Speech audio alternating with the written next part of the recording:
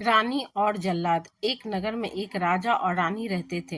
रानी बहुत सुंदर थी। राजा और रानी के बीच बहुत गहरा प्रेम था। एक दिन की बात है। राजा और रानी अपने बगीचे में बैठे हुए आपस में हंसी मजाक की बातें कर रहे थे कि तभी आम के पेड़ पर एक कबूतर का जोड़ा आकर बैठ जाता है। अचानक उन पक्षियों पर राजा और रानी की नजर पड़ जाती है। दोनों कबूतरों को देखकर राजा रानी से पूछता है कि महारानी, क्या तुम बता सकती हो कि इन दोनों पक्षियों में दोनों नर है या मादा? राजा के इस प्रकार प्रश्न पूछने पर रानी कहने लगी कि महाराज, कैसी बातें करते हो। पक्षियों का जोड़ा तो अक्सर नर और मादा का ही होता है। इनमें एक पक्षी नर और दूसरा मादा। राजा मुस्कुराते हुए कहने लगे कि महारानी, यह जरूरी नहीं है कि यह दोनों नर और मादा ही हो। दोनों नर भी हो सकते हैं और दोनों मादा भी हो सकते हैं। कि यह दोनों पक्षी भाई भाई हो। रानी कहने लगी कि नहीं महाराज, यह दोनों नर और मादा ही है। मुझे लगता है कि आपको पक्षी की ठीक से पहचान नहीं है। राजा बोला, नहीं महारानी, यह दोनों नर ही है। इस प्रकार राजा और रानी के बीच उन दोनों पक्षियों को लेकर बहस होने लगी। राजा ने कहा यह दोनों नर है और रानी कह रही थी कि दोनों में एक नर और एक मादा। इसको बात को लेकर दोनों के बीच बहस शुरू हो गई। बहस ही बहस में दोनों के बीच शर्त लग जाती है। राजा ने कहा, ठीक है, अगर यह दोनों नर निकले तो मैं तुम्हें देश निकाला दे दूंगा, और यदि यह नर और मादा हुए तो मैं 14 साल के लिए स्वयं अपना राजपाट छोड़कर वन में चला जाऊंगा। दोनों में शर्त लग गई। राजा ने तत्काल एक शिकारी को बुलाया और शिकारी से कहा कि तुम इस पेड़ पर बैठे हुए दोनों पक्षियों को अपने जाल में फंसाओ।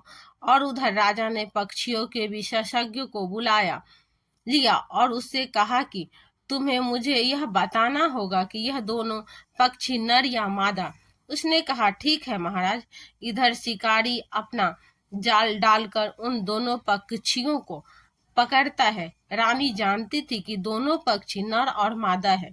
उसने बड़ी चतुराई से उन पक्षियों के विशेषज्ञ को अपने पास बुलाया और उसके हाथ में 100 सुवर्ण मुद्राएं रखते हुए कहा कि मैं महाराज से बहुत प्रेम करती हूँ और महाराज के बिना यह राज्य भी नहीं चल सकता।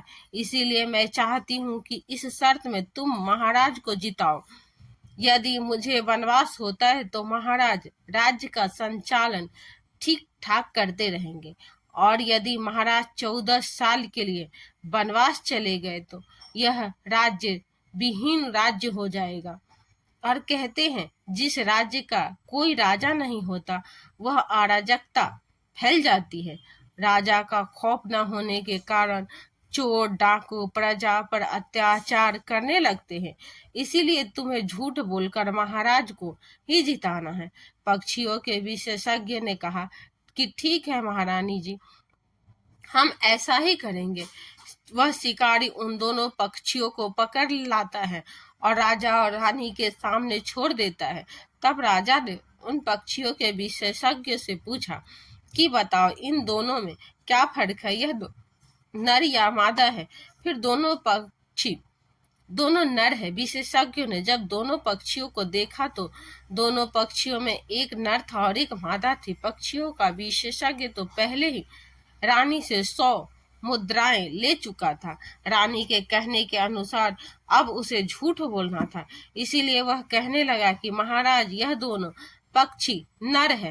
राजा को क्या पता था कि पक्षियों का विशेषज्ञ राजा से झूठ बोल रहा है। राजा को जब पता चला कि उसकी बात ठीक निकली थी, राजा मन ही मन बहुत प्रसन्न हुआ और एकदम से अपनी रानी से कहने लगा कि महारानी, तुम बहुत घमंडी हो। तुमने मेरी बात नहीं मानी। वचन के अनुसार तुम शर्त हार गई हो।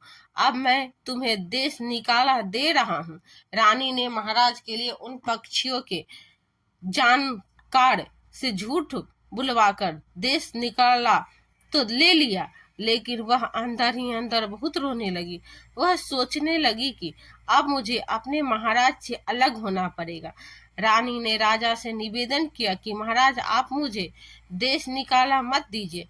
इस समय मैं ठीक हाल में नहीं हूँ।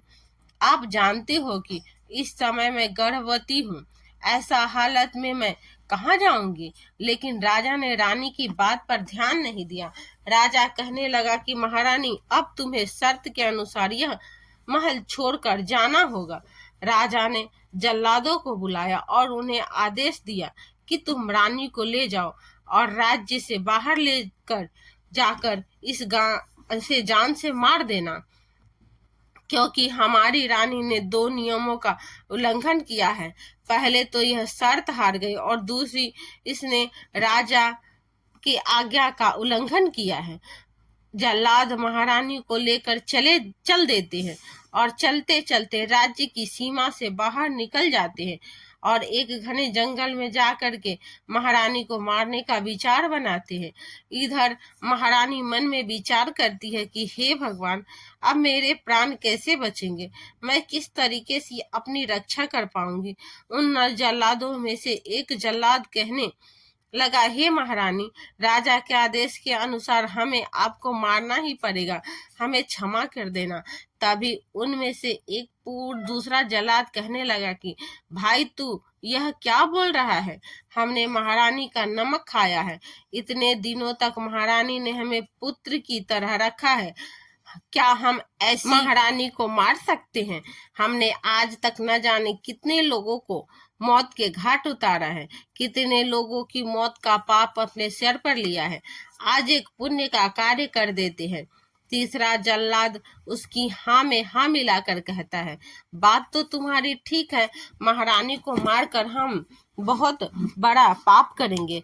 क्यों ना हम महारानी को मारने की बजाय इसी वन में जीवित छोड़ देते हैं और किसी तरह से राजा को समझा देंगे कि हमने महारानी को मार दिया है। इस प्रकार जल्लादों ने आपस में सलाह की और महारानी को पूरी बात बताई। जल्लादों ने कहा, राजा ने हमें आपको मारने का आदेश दिया है, लेकिन हम आपको मारेंगे नहीं। आप अपने वस्त्र उतार कर हमें दे दो। हम उन वस्त्रों को किसी जीव के रक्त से भिगोकर राजा को दिखा देंगे। जैसे ही जल्लादों ने महारानी से यह बात कही तो महारानी ने तुरंत एक वृक्ष की आड़ में जाकर अपने वस्त्रों को उतार दिया। महारानी के कपड़े लेकर जल्लाद वहां से चले गए और रास्ते में एक कसाई की दुकान से जाकर जानवर का रक्त लेकर उस वस्त्र में रक्त महारानी के कपड़े रंगने के बाद राजा को लाकर दिखा दिए और बता दिया कि महाराज, हमने महारानी को मार दिया है। महारानी की मृत्यु की खबर सुनकर राजा पर कोई फर्क नहीं पड़ता है। राजा तो अपने राजकाज में व्यस्त हो जाता है। उधर बेचारी महारानी गर्भावस्था में निर्वस्त्र अवस्था में झाड़ियों में छिप छिप कर अपना समय काट रही थी। भूख लगने पर वृक्षों के पत्ते और फल खा लिया करती थी। इसी तरह महारानी के उस सुनसान जंगल में 10 से 15 दिन बीत गए।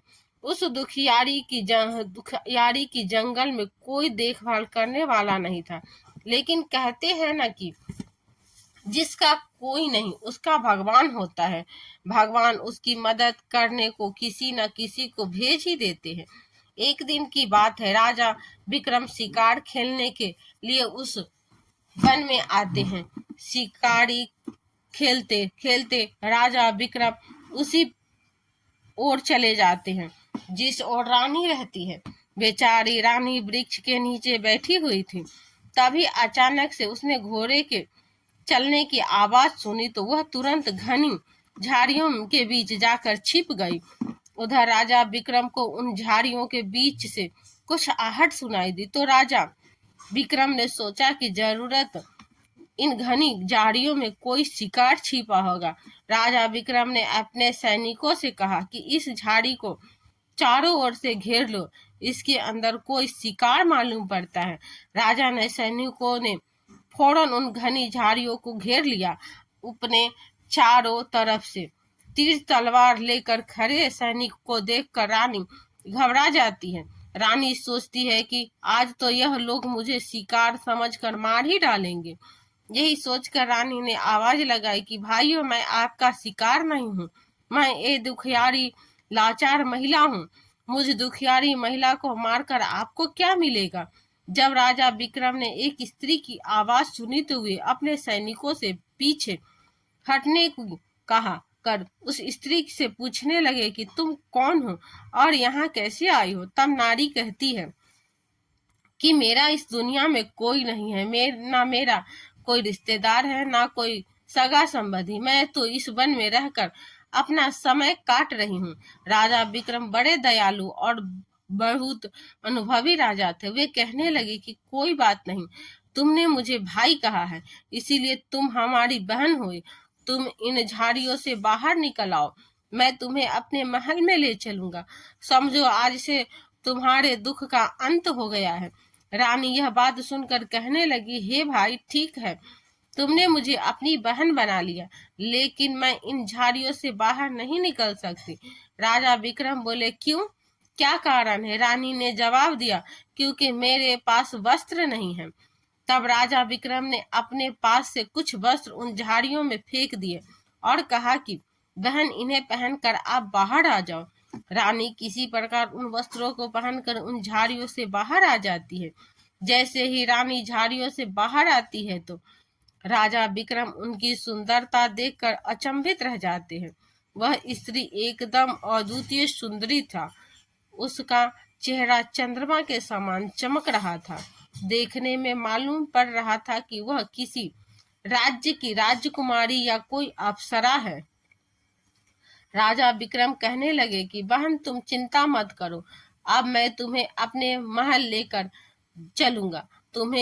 मैंने तुम्हें अपनी बहन माना है, इसीलिए तुम्हें घबराने की कोई आवश्यकता नहीं है। राजा विक्रम उस रानी को अपने रथ में बैठाकर अपने राजमहल ले जाते हैं। इस प्रकार रानी महाराज विक्रम की बहन बनकर उनके राजमहल में रहने लगती है। धीरे धीरे समय गुजरने पर उस रानी ने एक सुंदर से पुत्र को जन्म दिया। बालक के जन्म होने पर राजा विक्रम बहुत प्रसन्न होते हैं और कहने लगे, आज मेरे भांजे का जन्म हुआ। इस खुशी में राजा विक्रम ने पूरे नगर को दावत दी। राजा विक्रम ने उस बालक का नाम इंद्रजीत रखा। इंद्रजीत एक राजा का पुत्र था और बहुत बड़े प्रतापी महाराजा राजा के यहाँ रहकर बड़ा हो रहा था, इसीलिए उसमें राजकुमारों के सभी गुण मौजूद थे। एक समय के साथ इंद्रजीत एक बहादुर, विद्वान और न्यायप्रिय युवक बन गया। राजा विक्रम ने उसे राजनीति और युद्ध कला में निपुण बना दिया था। इंद्रजीत अक्सर अपनी माँ से अपने पिता के बारे में पूछता रहता था, लेकिन उसकी माँ हर बार कोई न कोई बहाना बनाकर टाल देती थी। एक दिन इंद्रजीत ने जोर देकर कहा, माँ, मैं जानता हूँ कि आपके साथ अवश्य कुछ अन्याय हुआ है। मुझे सच जानने का अधिकार है। उसकी जिद के आगे महारानी ने उसे पूरी कहानी कह सुनाई। जब इंद्रजीत को सारी सच्चाई मालूम हुई तो इंद्रजीत का खून खौल उठा, लेकिन उसने धैर्य से काम लेने का निश्चय किया। इंद्रजीत ने तय किया कि वह अपने पिता के अत्याचार का बदला अवश्य लेगा। एक दिन इंद्रजीत ने बाजार से 2 कबूतर खरीदे और उन्हें पिंजरे में रखकर अपने पिता के दरबार में पहुंच गया। वहां जाकर बोला कि महाराज, मैं राजा विक्रम का भांजा हूँ। ये कबूतर शांति का प्रतीक है, लेकिन मेरे मामा राजा विक्रम ने कहा है कि अगर आप ये बता देंगे कि ये दोनों कबूतर नर या मादा, तो वे आपसे दोस्ती कर लेंगे। अगर आपने गलत जवाब दिया तो आपका राज्य उनका हो जाएगा और आपको मृत्यु दंड दे दिया जाएगा। इसीलिए सोच समझकर उत्तर देना।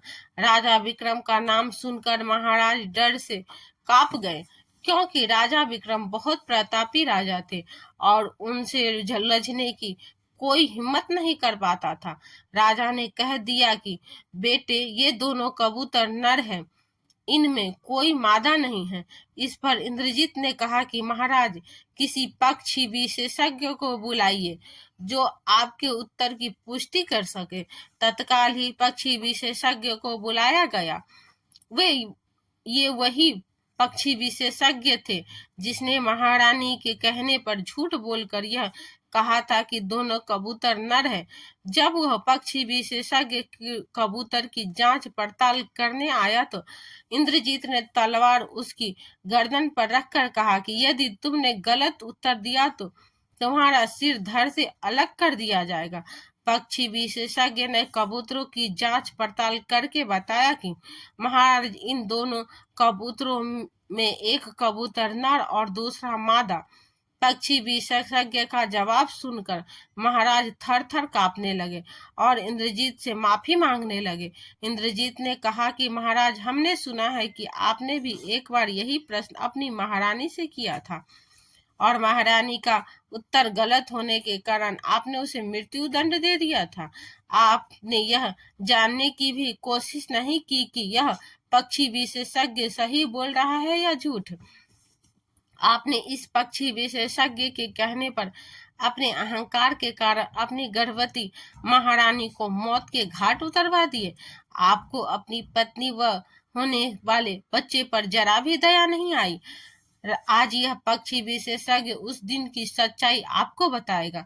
इंद्रजीत ने जैसे ही पक्षी विशेषज्ञ की तरफ देखा, पक्षी विशेषज्ञ महाराज के पैरों में गिरकर क्षमा मांगने लगा और बोला, उस दिन महारानी ने मुझसे कहा था कि मैं महाराज से बहुत प्रेम करती हूँ। अगर महाराज शर्त हार गए तो वे 14 साल के लिए वन में चले जाएंगे और महाराज के बिना इस राज्य का संचालन नहीं हो सकता। उनके बिना राज्य में अराजकता फैल सकती है, इसीलिए तुम्हें महाराज को जिताना होगा। महारानी के कहने पर ही मैंने बिना कुछ सोचे समझे आपसे झूठ बोल दिया था। उस दिन भी दोनों कबूतरों में से एक नर और एक मादा पक्षी। विशेषज्ञों की बात सुनकर महाराज को बहुत ही पश्चाताप होता है और वे इंद्रजीत से कहते हैं कि हे बालक, मैंने वास्तव में बहुत बड़ा अपराध किया है, लेकिन अब मैं महारानी को वापस तो ला नहीं सकता, इसीलिए मुझे माफ कर दो। इंद्रजीत ने कहा कि महाराज, माफ करने का अधिकार सिर्फ महाराज विक्रम के पास है, इसीलिए आपको महाराज विक्रम से ही माफी मांगनी होगी। वह महाराजा विक्रम से माफी मांगने को तैयार हो जाता है और इंद्रजीत के साथ महाराज विक्रम के दरबार में पहुंचकर महाराज विक्रम के पैरों में गिरकर कहता है कि महाराज, मुझे माफ कर दो। तब महाराज विक्रम कहते हैं कि तुमने बहुत बड़ा अपराध किया है, इसके सजा तुमको अवश्य मिलेगी, लेकिन सजा मैं नहीं दूंगा, बल्कि मेरी मुंह बोली बहन तुम्हारे अपराध का दंड देगी। महाराज विक्रम तुरंत इंद्रजीत की माता को बुलाते हैं। जैसे ही महारानी दरबार में आती है तो राजा उसे देखकर पहचान जाता है और महारानी को जीवित देखकर अचरजभित रह जाता है और महारानी से कहता है कि महारानी, मैं तुम्हारे त्याग को समझ नहीं सका। जो कष्ट मुझे भोगने चाहिए थे वो आपने भोगे। मैंने अपने अहंकार में आकर आपके साथ बहुत अन्याय किया है, मुझे माफ कर दो। तब महारानी कहती है कि महाराज, मैंने आपके लिए अपना सब कुछ त्याग दिया था। मैंने आपके साथ अपने रिश्तों को बहुत महत्व दिया था, लेकिन आपने मेरे साथ अन्याय किया। आप अपने होने वाले बच्चे पर भी तरस नहीं खाया। आपने मेरे साथ साथ अपने उसे भी मृत्यु दंड सुना दिया, जिसका कोई अपराध नहीं था, जो इस दुनिया में आया ही नहीं था। इसीलिए आपको क्षमा करने का अधिकार मेरे पुत्र इंद्रजीत को है। आप उसी से माफी मांगे। महाराजा ने जब यह सुना कि इंद्रजीत उसका ही पुत्र है तो वह बहुत प्रसन्न हुआ। जैसे ही वह इंद्रजीत के पैरों में झुककर माफी मांगने को हुआ तो इंद्रजीत ने उसे रोक लिया और कहा कि मैं और मेरी माता अगर आज जीवित है तो आपका श्रेय महाराज विक्रम को ही जाता है, इसीलिए आप महाराज विक्रम से ही माफी मांगेंगे। महाराज विक्रम इंद्रजीत की माता की ओर देखते हैं कि तो वह समझ जाते हैं कि वह अपने पति के साथ जाना चाहती है।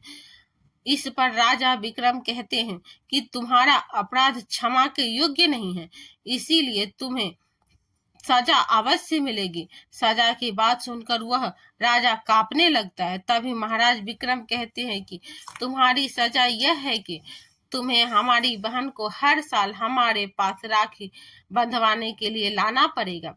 राजा अपनी सजा सुनकर बहुत खुश हो जाता है और वह राजा विक्रम से अनुमति लेकर अपनी पत्नी व पुत्र को लेकर खुशी खुशी अपने महल में आ जाता है और महारानी अपने महल में आकर बहुत खुश हो जाती है।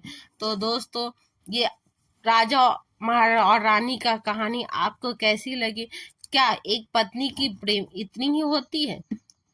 तो दोस्तों, कहानी अच्छी लगी हो तो पेज को फॉलो कर लेना, सब्सक्राइब कर लेना।